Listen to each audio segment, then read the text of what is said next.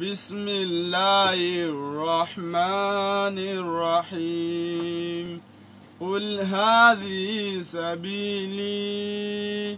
أدعو إلى الله على بصيرة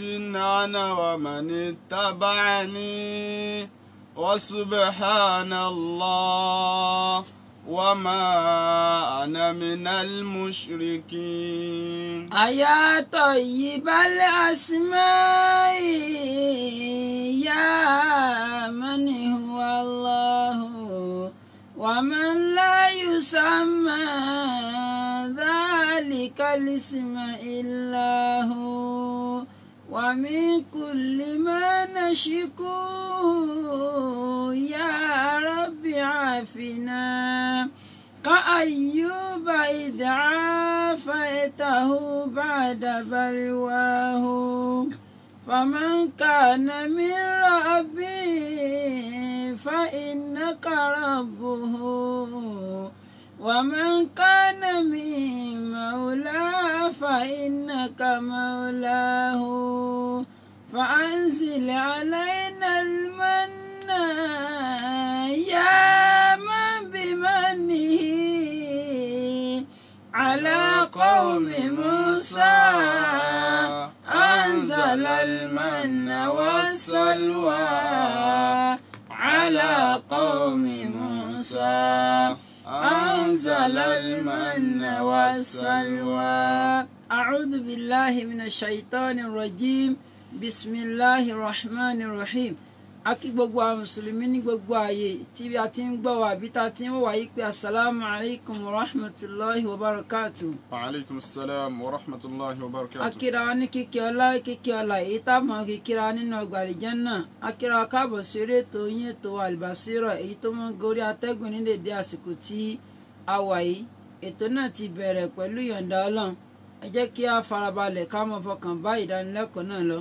Àwọn ustaadu wa tí wọ́n fún wa ní ọ̀rọ̀ Ọlọ́run gẹ́gẹ́ bí ìṣe wọn kọ́lọ́ má jẹ́ kí ó rẹ̀ wọ́n láéláé. Àwọn náà ní Fadilati Sheikh Alhaji Sulaiman Buni Ibrahim Abi Ibrahim Ẹ̀sà Òkè kọ́lọ́ ń jẹ́ kí a rí wọn pẹ́ bismillah. A'udhu billahi minash shaitani rajim. Bismillahir rahmanir rahim.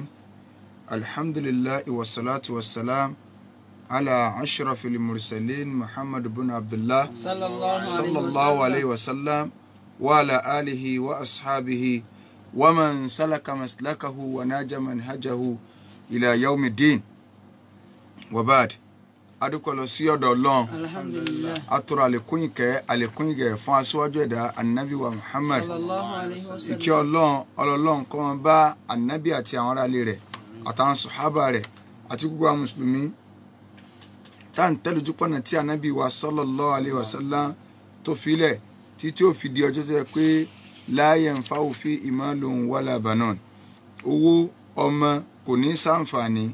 illa man atallaha biqalbin salim àfẹ́ntọ́ bá pàdé Ọlọ́run ọba àlékiọlá pẹ̀lú ọkàn tọ́lá kò níbi ẹbọ ṣíṣe àti ìwà nifaq àfààní Ọlọ́run àfi ń bẹ lọ́run àdàwó tí yóò bá wa tí a fi máa mórogún kọ̀mọ́ lọ́run tá a fi máa tó ń fi àdádálẹ̀ tá a fi máa fi ṣẹ̀sìn Ọlọ́run balikọ́lá májè kó ṣẹlẹ̀ sí wa o wọlé àjọkàn sọ rẹ wọlé àgbọ̀dún la ilaha illallah. Gẹ́gẹ́ bí a ti ń ṣàlàyé fún wa lọ lórí ìwà àwọn òjíṣẹ́ Ọlọ́run ìkẹ́ Ọlọ́run kó máa bá gbogbo wọn lápapọ̀. A ti sọ tí gbogbo àwọn òjíṣẹ́ pé gbogbo àwọn òjíṣẹ́ yìí ìwọ̀ tí a ní lọ́dọ̀ wa níta wá sọ káyọ̀ òun náà ni pé ọ̀ràn yẹn ni ká nífẹ̀ẹ́ wọn torí pé onísábàbí dáadáa ó ní wọ́n jẹ́ nínú ìgbésí ayé wa. So idan tọ́wọ́ wá rí bẹ́ẹ̀ àwa ní anabi wa Muhammad sallallahu alayhi wa sallam tọ́lọ́mọ bá lè kí ọlá tọ́rán wá bá wa ọ̀gá ẹni tá a gbọ́dọ̀ nífẹ̀ẹ́ òun nìyẹn ibi tá a dé lánàá náà làwa fi ní a sọ kí ni ìwọ àbí ìfẹ́ ànábì sallallahu alayhi wa sallam àpẹẹrẹ tá a fi mọ̀ yìí kí alágájá yìí ó nífẹ̀ẹ́ òun sí Ọlọ́run sallallahu alayhi wa sallam. So tá a bá ti gbà yìí kí ọ̀ràn yẹn ní ká nífẹ̀ẹ́ òun sí Ọlọ́run àfààní hubbun nabiyyi rasulillahi muftaradun. hubbun nabiyyi rasulillahi muftaradun. أصحابه نور وبرهان وحب أصحابه نور وبرهان. àyà kí n tó lọ bí orin àyà tá a ti mú wa lánàá tọ́lọ́run sọ fún wa nínú Suratu Tawbah Ọlọ́run ní kul in kana aba'ukum. قل إن كان آباؤكم وأبناؤكم وإخوانكم وأزواجكم وعشيرتكم وأموال اقترفتموها وتجارة تخشون كسادها ومساكن ترضونها أحب إليكم من الله ورسوله وجهاد في سبيله فتربصوا حتى يأتي الله بأمره والله لا يهدي القوم الفاسقين. Ọlọ́run ní tó ẹ pa àwọn ọmọ yín ni o àwọn bàbá yín ni o àwọn ìyàwó yín ni o àwọn ẹ̀gbọ́n yín ni o àwọn mọ̀lẹ́bí yín ni o àwọn dúkìá yín tẹ̀ ń kó àwọn bísínẹ́sì tẹ̀ ń ṣe gbogbo àwọn nǹkan yìí àti kẹ́ ilé ńláńlá tẹ́ ẹ yọ́nú sí ni Ọlọ́run tó wá jẹ́ pé nǹkan yẹn lọ jẹ́ ìǹtẹ́ ẹ nífẹ̀ẹ́ sí jù lọ ju èmi Ọlọ́run lọ ju ànábì lọ àti kẹ́ ẹ ṣe jihad sójú ọ̀nà tèmi Ọlọ́run ọ̀dà náà ẹ máa retí títí àtàyàtì Allah bi amrihi ìyanu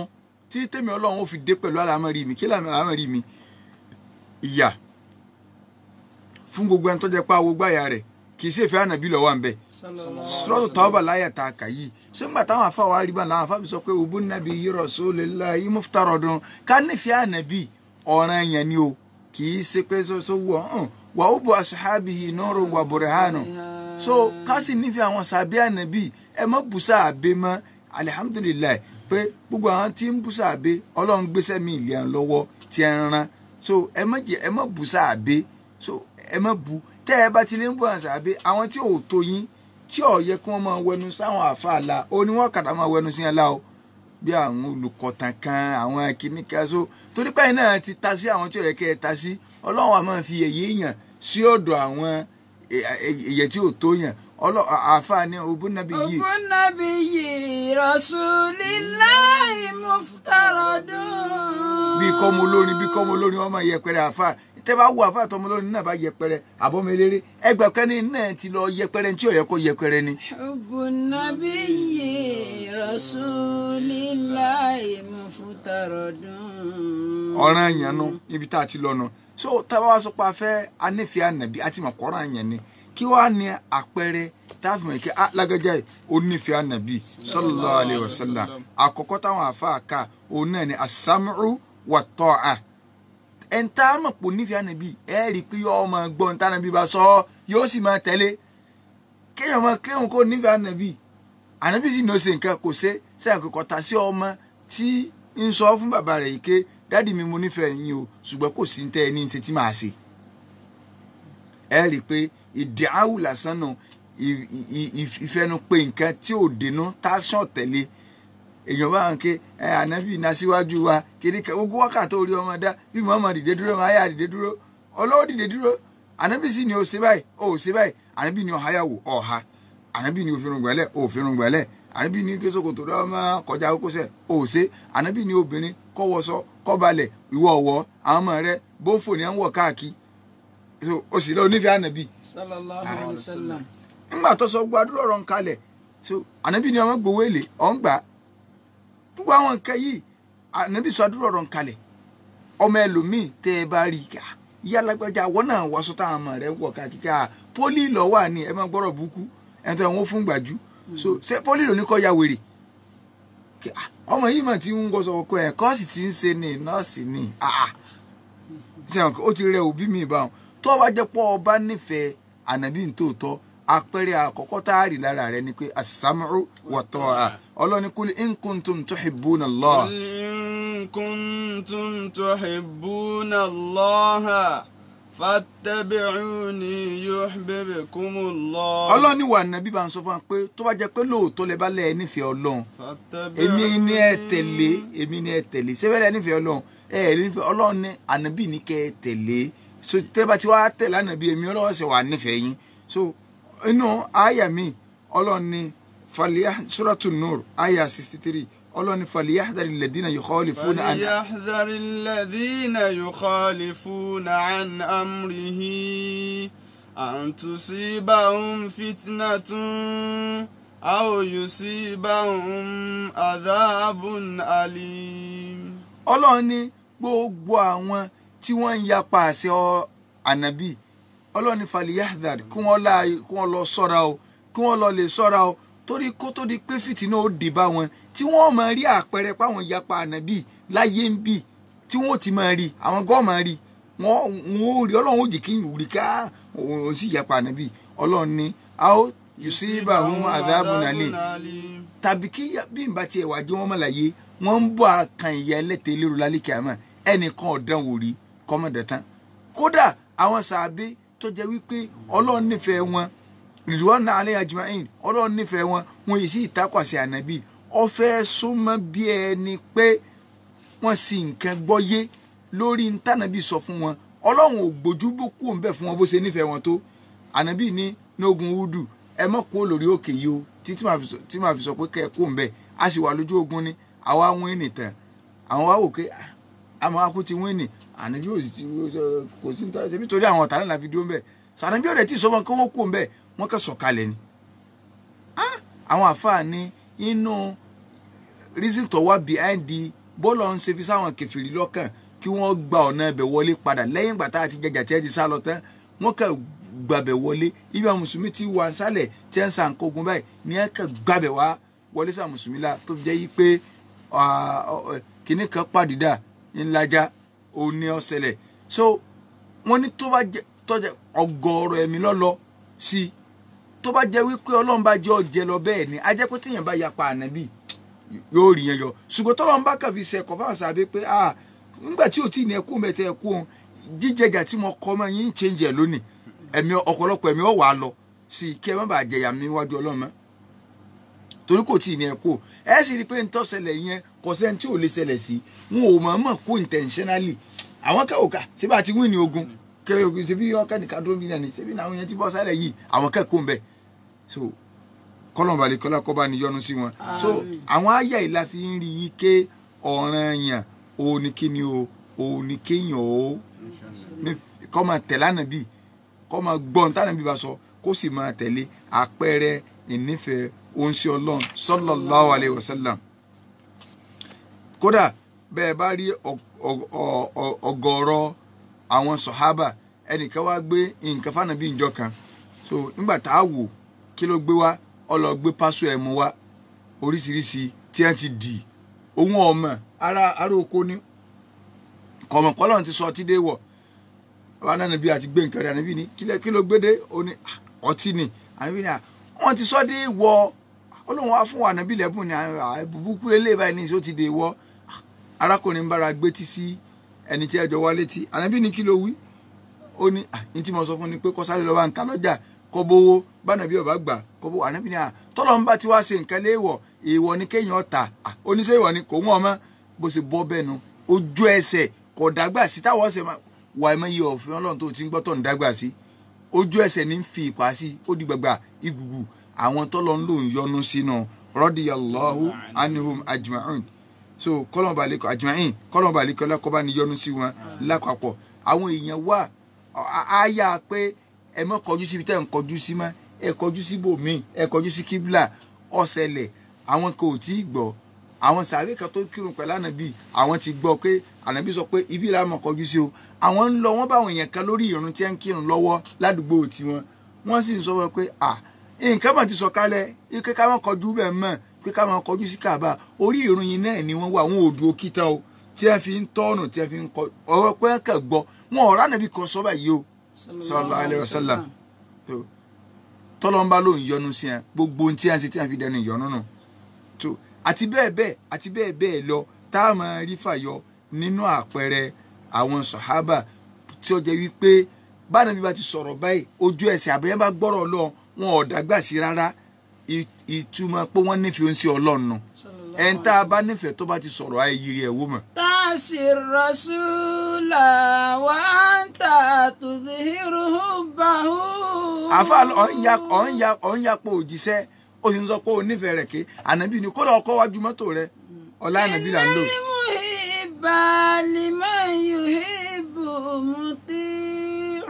ẹni tá a bá la nífẹ̀ẹ́ ìntọ́ bá mú wa á tẹ̀lé ni o. ẹlẹ́ẹ̀kejì fìdá unnabi sallallahu alaihi wasallam bin nafsi wal mal kéèyàn ó rẹ́dì láti fi ẹ̀mí rẹ̀ àti owó rẹ̀ lẹ̀ nítorí ànábì. sallallahu alaihi wasallam. kàkàtí nǹkan wà bí sànábì mo gbà kékeré ná dúkìá mi lé lórí mo gbà kẹ́mi mi ọ lọ sí eléyàn àpẹẹrẹ pé yẹn nífẹ̀ẹ́ èèyàn nu àwọn sàábé ló nìyàn torí pé àwọn ẹjọba ànábì ló gbà ṣùgbọ́n àwa náà ní ń bẹ̀ lẹ́yìn ànábì tá a bá rẹ́nìkan tó fẹ́ gbé kànábì àárẹ̀ díẹ̀ àti kú bẹ́ẹ̀ gbogbo dúkìá wa àárẹ̀ díẹ̀ àti náà ìtumọ̀ kó níbi oṣù Ọlọ́run nu àwọn èèyàn gbọ́ táwọn èèyàn ń wí kúkú ń pa ànábì wọn ò ní tara ẹjí wọn kàn ra mẹ́nu bá àfa àwọn lásán ni wọ́n bá fò bọ́ ta ta làáfà yín lẹ́gbẹ̀ẹ́ ànábì tí ọba sànàbí sáfà yín lè wà ní tí ọba sáfà yín sànàbí lè wà ní ẹ̀ ráwọn sọ̀hábà ni lógun tá a dá akọ yìí lógun húdù nígbà tí ilẹ̀ rọ tán táwọn sàbẹ̀ rí pé àwọn kèfèrí mọ̀ ti gbẹ̀yìn wọlé iṣẹ́ ribiribi àwọn sàbẹ̀ yọ̀ǹjọ́ náà ọkọjá kéèyàn máa bú sàbẹ̀ ànábì ni man sabba ashabi ẹ̀ ń bá ń bú àwọn sàbẹ̀ mi fa alẹ́ ilanatullah ìgbèjìnà sí kí Ọlọ́run kó máa bá wal malaika àti gbogbo àwọn màláíkà wan nasi ajma'in àti gbogbo èèyàn lápapọ̀ lójú ogun níjọ́ náà Abu Talha àtẹlómi inú wọn ṣùgbọ́n náà àwọn tó gbá fọ́ǹtì Abu Talha wà àwọn ẹni wọ́n fẹ̀mí lẹ̀ tí wọ́n rágàbó ń ṣe Ọlọ́run ọ̀kan ni wọ́n kú ni ṣùgbọ́n mi wọ́n fi ilẹ̀ so níbi ìtara àkọ́kọ́ tí mò ń sọ lórí pé táwọn sàbẹ̀ bá gbọ́ àṣẹ Ọlọ́run ojú ẹsẹ̀ oníwó ṣe kíni o ni wọ́n ti máa mú lò ẹ̀wọ́ ayé ẹ̀hà àwọn obìnrin tí Ọlọ́run sọ àyà ń kalẹ̀ tí ẹ ń gbọ́ ojú ọ̀nà làwọn náà ti gbọ́ pé wọ́n mọ̀ lọ́run ti sọ kalẹ̀ yìí pé kóbìnrin ó bojú rẹ̀ wọn ò délé wọ́n bẹ̀rẹ̀ sí ní ya aṣọ wọn létí tí fàtàmẹ́rì biha wọ́n sì fi ń bojú wọn lọ lé pé nígbà táwọn bá délé àwọn ọlọ́mọ wa solution ìyàwó Aisha ní Ọlọ́run bá mi kẹ́ àwọn obìnrin ànsọ́rí o àwọn ilé ìtẹ́ láṣẹ Ọlọ́run gan o àwọn òsì inú ilé ojú ọ̀nà kálukú ti lọ ibìkẹ́ wọ́n ń bọ̀ ní à ń sọ fún wọn pé nǹkan báyìí wọn ò délé tí wọ́n fi ń mú un lò. ẹlẹ́ẹ̀kẹta tá a fi mọ̀ pé èèyàn nífẹ̀ẹ́ ànábì ń tòótọ́ ad-difa'u an sunnatihi wa shari'atihi ó gbọ́dọ̀ máa protẹ́tì súnà ànábì ṣẹ̀ríà tànàbí bá mú wá tẹ́nìkan bá fẹ́ fẹnu àtẹ́kà gbogbo ń tọ́ ọba nílò gbọ́dọ̀ lé náà sí láti máa fi protect ẹ̀ pé súnà ànábì kọ́ yìí kódà káwọn èèyàn máa ṣe rádaràda káwọn èèyàn ya kájú kó torí rẹ̀ gbọ́dọ̀ fẹnu àtẹ́kà súnà ìwọ tó lọ nífẹ̀ẹ́ ànábì gbogbo ń tó wá jẹ́ súnà ànábì tẹ́nìkan bá wíwú ní wìkúwì àbúbá lò rádaràda ó dìfẹ́ǹdì súnà yẹn ẹni téèyàn bá nífẹ̀ẹ́ èèyàn máa ń dìfẹ́ǹdì ń tó bá fi ilẹ̀ ni ànábì ó sì fi nǹkan kan lẹ̀ ju súnà náà lọ ó fi kùránì àti súnà lẹ̀ iná lọ sọ ó ní mo ti fi nǹkan méjì lẹ̀ fún yín alukur'an wa súnà. ẹlẹ́ẹ̀kẹrin torí pé a fẹ́ kó níbi ìwà wo òjíṣẹ́ lónìí ẹlẹ́ẹ̀kẹrin òun náà ni al-ikthar mina salati alayhi wa salamu alayhi òun náà ni ká pọ̀ lẹ́yìn tí yóò máa ṣe àsàlátù fún ànábì sallallahu alayhi wa sallam yóò máa ṣàtú fún ànábì olónífẹ́ ànábì àsàlátù kì í ṣàsàlátù tẹ̀ ń dálẹ̀ o kì í ṣe àsàlátù jọ Sunday kì í ṣe àsàlátù ẹ̀yìn irun níjọ́ Friday kì í ṣe before irun níjọ́ Friday rárá o ìwà nkẹjà àwọn àfáà lélẹ́yìn o so àsàlátù tẹ̀lé ń lọ ẹlẹ́lọ àsàlátù bá nàbí ẹ lọ ń ṣàdúrà ọwọ́ adìkọrin lẹ́ ń kọ ṣé tí wọn náà bá fẹ́ gba nǹkan lọ́dọ̀ ọkọ rẹ àbá fẹ́ gba nǹkan lọ́dọ̀ bàbá rẹ àbọ̀mọ̀ rẹ fẹ́ gba nǹkan lọ́dọ̀ rẹ kí wọ́n á ń kọrin bọ̀ àbọ̀ kí dáadé ìwé ẹ̀fẹ́fẹ́ lọ́wọ́ jàrọ̀ ẹ̀ sórí ire sóni mọ̀ òkè sí nǹkan ò mọ̀ ọlọ́fẹ́ gba nǹkan lọ́dọ̀ Ọlọ́run ààyè ya rẹ̀ yé ìrora lálá kò sórogún fún ẹ wá ń ṣe drama sọ́lọ́ ń jẹ́ ń tẹ́ wá ń ṣe drama pẹ̀lú rẹ̀ so rárá so àṣàlátù tá à ń sọ yìí Allahumma salli ala Muhammad wa ala Muhammad wa sallim ẹ má ṣe solatul fati à ń pariwo ẹni tó gbé solatul fati wà in tó kólé lórí téèyàn bá gbọ́ kó àní ní solatul fati kan tó bá ṣe olóore ju ìbádà gbogbo àwọn ànábì Ọlọ́run lọ fún 80 years kò tó tán wọ́n ló lóore ju ẹni tó ní solatul fati nù nígbà tá nàbí ti wá recommend tó ṣe tó bá ní fi ó ṣe Ọlọ́run àsàlátù lọ́ọ́ máa ṣe ẹni tó ní olóòlọ́ lajú kéèyàn ka Kùránì nígbà 60,000 times lọ so sẹ́yìn lọ́wọ́ ni èmi ọ̀la nìyẹn rẹ̀ alẹ́ Yorùbá níbo ń gbà bá ṣe pé gbà rẹ̀ láàṣì bá pé nígbà tí èsì ànábì lónìí ẹni tó sì ní nǹkan rẹ̀ ó lẹ́ni tí ó bá ṣe tí ó soríire ànábì ló mú wá bá nínú pálọ̀ ọ̀hún sọ yẹ kó o tiẹ̀ máa kà mọ́ ànábì sọ̀kan lẹ̀ o ò tí ì ṣèyún ǹtẹ́ nìkan tó wá mú wá ó tó wá kó àwọn àdánwò rọ́ okòbò àwa ni èmi ọ̀la nìyẹn eléyìí náà so tó bá déwájú Ọlọ́run ṣé tó máa sọ fọ́lọ́run ṣé tó máa sọ fọ́lọ́run àwọn àfáàní kí wá láǹfààní táàrí ń bi kápọ̀ lásàlátù fún sí Ọlọ́run sallallahu alaihi wasallam ẹja sáré kadì ẹ̀ àkọ́kọ́ tó o bá ń sàlátù fànàbí o ti kọ́kọ́ tẹ̀ láṣẹ Ọlọ́run náà tó ti bá o ti tẹ̀ láṣẹ Ọlọ́run torí pé Ọlọ́run bá lékè ọlá ńlọ́pàṣẹ rẹ̀ àwọn àfáàní àkọ́kọ́ nu ẹlẹ́ẹ̀kejì irú ntọ́lọ́ ń ṣe ìwọ náà ń ṣe irú rẹ̀ ẹlẹ́ẹ̀kẹta irú tí àwọn mọ̀lẹ́kà ń ṣe ìwọ náà ń ṣe irú rẹ̀ ó di mẹ́ta inú àǹfààní tó rí nu ẹlẹ́ẹ̀kẹrin yóò jẹ́ kó o ní ládàá 10 látọ̀dọ̀ Ọlọ́run ìkẹ́ 10 látọ̀dọ̀ Ọlọ́run torí pé ànábì ní Ọlọ́run ti sọ fún mi yí pé gbogbo ẹnikẹ́ni tó bá ilé rántí tọrọ ọ̀kẹ́ fún wa ànábì lẹ́yọ kan 10 lèmi Ọlọ́run fi dá padà sórí pé dọ́bù ni tó bákan náà nínú oore rẹ̀ òun náà ni pé yóò ṣe àgbéga ọ̀nà 10 fún ẹni tí bá ń sàṣàlátù fànàbí sallallahu alaihi wasallam àwọn àfáàní kódà yóò tún ṣe àgbéga yóò tún ṣe àkọọ́lẹ̀ iṣẹ́ olóore 10 fún bákan náà nínú ọlá tí mẹ́fọ́sà tún ni pé yóò lè pa ẹ̀ṣẹ̀ 10 fẹ́ni tí bá ń sàṣàlátù fànàbí sallallahu alaihi wasallam bákan náà gbogbo ẹnikẹ́ni tó fẹ́ ṣàdúrà tó fẹ́ kádùá rẹ̀ ọgbà tó bá ilé tí àṣàlátù síwájú àrùn kan gbígbàdúrà fún ọ nínú nǹkan táwọn àfẹ́sìn tí wọ́n kọ́lẹ̀ lórí ọ̀rọ̀ àṣàlátù nu bákan náà nínú rẹ̀ òun náà ni wípé ó dúró nípò pé èèyàn ṣe sàárà so tó bá ń ṣàṣàlátù bá nàbí wọ́n máa kọ́lẹ̀ fún ọ wípé òun ṣe sàárà ànàbí ní ayyuma rajulin muslim gbogbo ẹni mùsùlùmí tó bá jẹ́ wípé lam yakun indahu sadaqatun tí ò ní owó tó fi ṣe sàárà lọ́wọ́ falyaqul fi du'aihi ànábì ní kó máa sọ pé Allahumma salli ala Muhammad abudika wa rasulika wa salli ala al-mu'minina wal-mu'minati wal-muslimina wal-muslimat fa innaha zakatun ànábì ní kó máa sàṣàlátù fún ànábì kó máa tọrọ fún gbogbo mùmínì lọ́kùnrin àti gbogbo mùmínì lóbìnrin àti gbogbo mùsùlùmí àti gbogbo mùsùlùmá ànábì ní zakare ní yọ kò ló lọ́jọ́ fi yọ zakare ní yọ so àdìsí wà nù Sahih Ibn Hibban so ànábì tó wá tẹ̀síwájú pé mùsùlùmí mùmínì la yashba'u mu'minun khayran mùmínì ò gbọ́dọ̀ yó oore kó ní níta ṣe náà ti tónú sí Ọlọ́run náà kí ló dé wàlẹ́ àgbìyànjú gan àwọn aláṣẹ́wà èyàn yóò ṣe olóore hatta yakuna muntahahul janna tó jẹ́ pé ibi tí ó padà sọ ẹrù rẹ̀ kànáà lálẹ́ Janna mọ òkè má jẹ́ kí èso ọ̀tọ̀ jẹ́ pé wàlẹ́ àníṣe olóore nẹ̀gẹ́ o inú Ramadan yìí mo ti kakọ ní 10 èṣù lọ fẹ́ dé òun ẹlẹ́ẹ̀kẹrin òun náà ni pé tó o bá ń sàlátù number 14 nínú àwọn àǹfààní tó o bá ń sàlátù fànàbí yóò jẹ́ sábà bíi gbígbọ́ bùkátà rẹ̀ kí bùkátà rẹ̀ ó bí yá ànábì lọ sọ bẹ́ẹ̀ ipe gbogbo ẹnikẹ́ni tó bá ilé máa sàlátù fún kódà tí ọba náà ti tọrọ fún rárá rẹ̀ bó sọ fún sàbẹ̀ nu nígbà sàbẹ̀ ni mo ti wá wọ láti mẹ́fà sàlátù tí má fẹ́ kírun mo fẹ́ máa fún ànábì ní ìdá kan nínú ìdá 3 àdúrà mi tí má fẹ́ máa ṣe mo lè sọ ti dábàá ànábì ní tó bá lé kókọ̀ wá dá ọ̀dà náà mo fọ́ ǹdà 2 ànábì ní tó bá lé kókọ̀ dá ọ̀dà ó ní mo fọ́n gbogbo àsìkò mi ìní ṣàdúrà fúnra mi mẹ́wọ́ nìkan ní mo ṣàdúrà fún ànábì ní tó bá wà lè ṣe báwọn gbogbo bùkátà rẹ pátá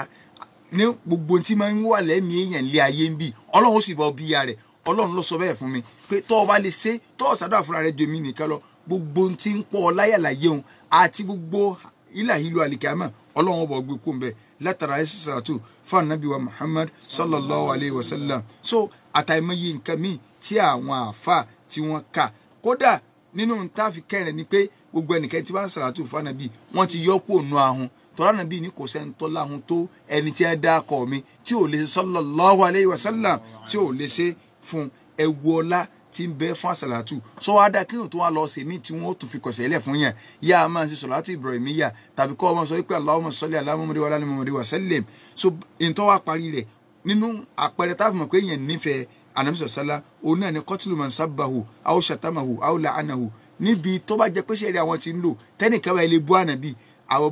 ọba ilé làánà ànábì tó sọ nǹkan tí ó dá ìjọba gbọ́dọ̀ pa sallallahu alayhi wa sallam ṣùgbọ́n níbi tá àti lo ṣẹ̀ríà má dá yẹn pa o má lọ sọ pé ìjọba ló ní capital punishment lọ́wọ́ individual kan ò gbọ́dọ̀ dánwò tó o bá dánwò ọkọ̀ lẹ́tà sí ìbínú Ọlọ́run ni ìjọba ló níyàn lọ́wọ́ pé ó sì lè bú ànábì kọ́lọ̀ balikọ́lá kọ́sànà nìkọ̀ọ̀kan wa so inshallah a bọ̀ síbi àwọn ìwọ̀ míì ìwọ̀ àwọn òjíṣẹ́ òní ta kàyí tó bá tó di lọ́la a máa tẹ̀síwájú a sì farabalẹ̀ gba àwọn ìbéèrè tó bá di ọ̀la inshallah ta'ala. àti káàtọ́ lọ́la tọ́dọ̀ lọ́n kọ́ ló bá síwájú ẹ̀dá Nábì Muhammad àti káàtọ́ lọ́la tọ́dọ̀ lọ́n mọ́yà wálé láìka Rabbi Ọlọ́run mọ́yà wálé láìka Rabbi Ọlọ́run tó bá ti kẹ́ Muhammad rẹ̀ nígboro Madina mọ́yà wálé láìka Rabbi Ọlọ́run. Alhamdulillahi Rabbil Alamin kò ní jí báyìí lọ lórí ètò wa ètò yín Al-Basira fún ti ìdájí àwa tí a jọ kópa lórí ètò tìdájí ní afọwà Yusuf Adédoyin Ajánásì àjọwànbí ni àmójú ẹ̀rọ wa fún sáà tí a wà ìwọ náà ní Bukola Lawal àwọn sáàsù àti wọn kọ wá ní Alhaji Suleiman Buni Ibrahim Abi Ibrahim Ẹ̀sà Òkè tábà ní ìbéèrè kàbí kejì tá a fẹ́ bí wọ́n lẹ́yìn ètò ẹ jẹ́ ká kún wọn sí orí ẹ̀rọ ìbánisọ̀rọ̀ 070-1064-39 ká gbọ́ lẹ́ẹ̀kan sí 070-1064-39 atọ́kùn ètò náà ní afáàrí Diwanullahi Muhammad Jamiu.